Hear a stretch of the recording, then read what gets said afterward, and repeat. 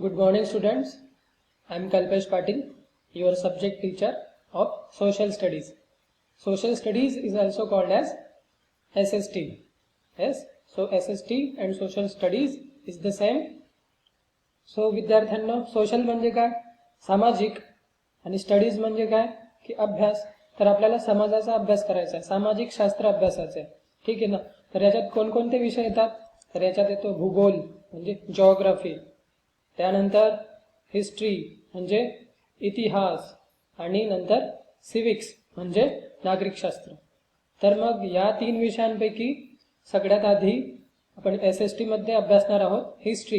History म्हणजे इतिहास. So students, they have divided history into 3 parts. That is history of ancient India. म्हणजे काय की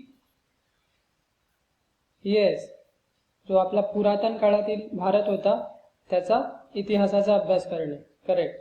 then history of medieval India म्हणजे मध्ययुगीन भारताचा इतिहास. आणि third history of modern India म्हणजे आधुनिक भारताचा इतिहास. तर मग या तीन इतिहासांपैकी आपण आता या इयत्ता 6वीत जो पुरातन काळातील इतिहास आहे म्हणजे हिस्ट्री ऑफ एन्शियंट इंडिया तो अभ्यासणार आहोत. ठीक आहे.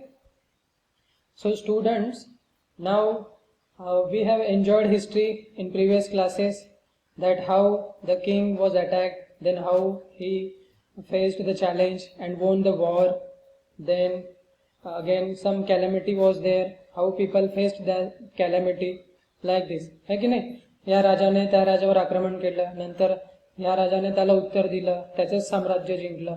है की नाही. किती मजा यायची तो अभ्यास करताना. आणि आपण हे बघितलं की जर लोकांसमोर काही दुसरी एखादी समस्या उभी राहिली असेल तर त्या समस्येला त्यांनी कसं तोंड दिलं, है की नाही. किती इंटरेस्टिंग होतं ते.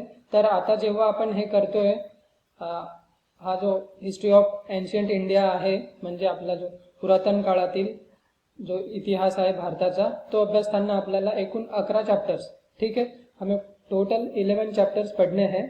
तो उस केस में अभी एक पहले चैप्टर से शुरुआत करेंगे, फिर दूसरा, तीसरा. उससे भी पहले हम हर चैप्टर का एक बेसिक इंट्रोडक्शन ले लेंगे. ठीक है. उससे क्या होगा, हमारे अंदर मतलब मन में एक क्यूरियोसिटी जनरेट हो जाएगा कि कैसे इस चैप्टर में क्या है, फिर इसमें ए है, फिर उसमें ओ है. ठीक है ना. तो अभी हम शुरू करते हैं first chapter say, the Indian subcontinent end history. ठीक आहे मित्रांनो. तर आता हे आपण जेव्हा अभ्यासणार आहे इंडियन सबकॉन्टिनेंट म्हणजे काय, भारतीय उपखंड आणि त्याच्याशी रिलेटेड त्याचा इतिहास. ठीक आहे. History related to the Indian subcontinent. ठीक आहे. तर त्याच्यात बघा पहिला टॉपिक काय आहे, the geographical conditions and the course of history. म्हणजे आता आपल्याला सगळ्यात महत्त्वाचं जे ह्या धड्यातून शिकायचं आहे ते काय की एखादा देश आहे, तिथे असलेली भौगोलिक परिस्थिती आणि त्याच्याशी जो त्या देशाचा जो इतिहास आहे ते दोघं इंटर कनेक्टेड आहे, इंटर रिलेटेड आहे. तर मग तेच आपल्याला भारताच्या बाबतीतही अभ्यासायचं आहे की जसं भारताची जी भौगोलिक परिस्थिती आहे त्याच्यानुसार जो भारताचा इतिहास आहे म्हणजे ज्या महत्त्वाच्या घटना होऊन गेल्या मागे त्यांच्यावर, त्या घटनांवर या भौगोलिक परिस्थितीचा काय काय परिणाम झाला. म्हणजे अशी भौगोलिक परिस्थिती नसती तर आणखी काय झालं असतं.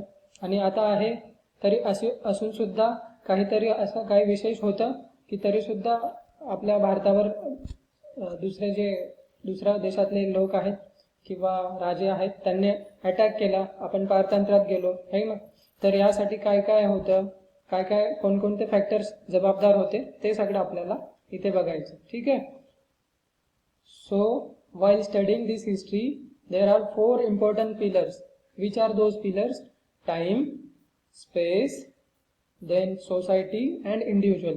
म्हणजे वेळ, ती भौगोलिक जागा, ठीक आहे, तिथला असलेला समाज, आणि नंतर इंडिव्हिज्युअल्स म्हणजे प्रत्येक एक स्वतंत्र व्यक्ती. ठीक आहे.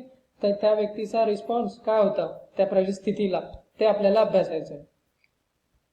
And also students, we know that according to the changing geographical conditions, for example, समजा आता उन्हाळा आहे तर आपण कसा पोशाख परिधान करणार, कसे कपडे घालणार, नंतर हिवाळा आल्यावर आपण बदलतो. ती पद्धत बदलतो, पावसाळ्यात रेनकोट वापरतो, छत्री वापरतो, आहे की नाही.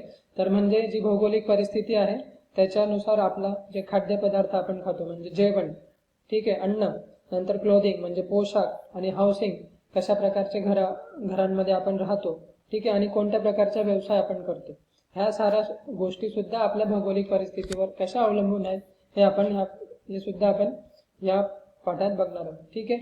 नंतर पुढचा काय भाग आहे ह्या चॅप्टरमध्ये, तो आहे जिओग्राफिकल फीचर्स ऑफ इंडिया, म्हणजे भारताची भौगोलिक वैशिष्ट्य.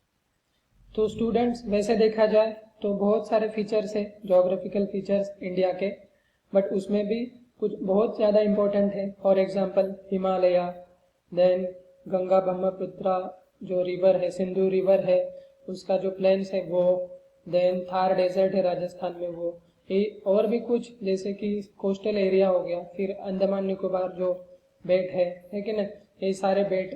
तर हे जे वेगवेगळे भौगोलिक आपले वैशिष्ट्य आहे त्यांचा आणि इतिहासाचा काही संबंध आहे का ते सुद्धा आपल्याला अभ्यासायचं आहे. ठीक आहे.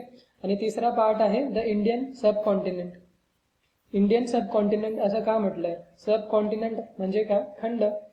उपखंड, आणि कॉन्टिनेंट म्हणजे काय? खंड. तर हे सब कॉन्टिनेंट फक्त भारतच आहे का या सब कॉन्टिनेंटमध्ये, की त्याच्या आजूबाजूचे देश सुद्धा आहेत? कोणते देश नाही आहेत हे सुद्धा आपण या पाठात अभ्यासणार आहोत. ठीक आहे. तर इथून नंतर आपण आता ओळख करून घेऊया दुसऱ्या पाठाची. So students, now we are moving to the introduction of the third chapter in the history, that is the Harappan civilization. So this Harappan civilization हमें कैसे पता चला इसके बारे में? तो कुछ एक्सकॅव्हेशन हुआ है ना, काहीतरी उत्खनन झालं. तर ते उत्खनन केव्हा सुरू झालं ते सुद्धा आपल्याला अभ्यासायचं आहे. नंतर कोणी सुरू केलं, कुठे सुरू केलं, त्याची पद्धत काय होती, ठीक आहे ना. नंतर ते उत्खनन केलं तर त्यांना कोणकोणत्या वस्तू तेथे आढळून आल्या, ठीक आहे ना. अँड त्याचा what is the use of this excavation, ठीक आहे ना. हे एवढं उत्खनन केलं, एवढी मेहनत केली, त्याचा काय फायदा झाला आपल्याला. नंतर हे जे हडप्पन सिव्हिलायझेशन होतं, म्हणजे हडप्पन जे लोक होते त्यांची जी सभ्यता होती है ना, वो फिर उसमें कौन सी चीज़ें यूज़ करते थे. जो ग्रेट बात है वो क्या है, उनका लाइफस्टाईल कैसे था है ना, त्यांचं जीवन दैनंदिनी कशी होती, हे सगळं आपल्याला अभ्यासायचं आहे. नंतर ते व्यापार करायचे का की नाही करायचे, फक्त त्यांच्या लोकांमध्ये ते राहायचे की बाहेरच्या लोकांशी संबंध होता. So was there any trade they did with others. Okay. And हे एवढं व्यवस्थित असताना मग हाऊ द डिक्लाइन हॅपन, म्हणजे हे जी हड़प्पन सिविलाइजेशन है, हड़प्पन जी सभ्यता है, वो उसका वो विनाश कैसे हो गया है ना, ये सब भी हमें इस चैप्टर में पढ़ना है.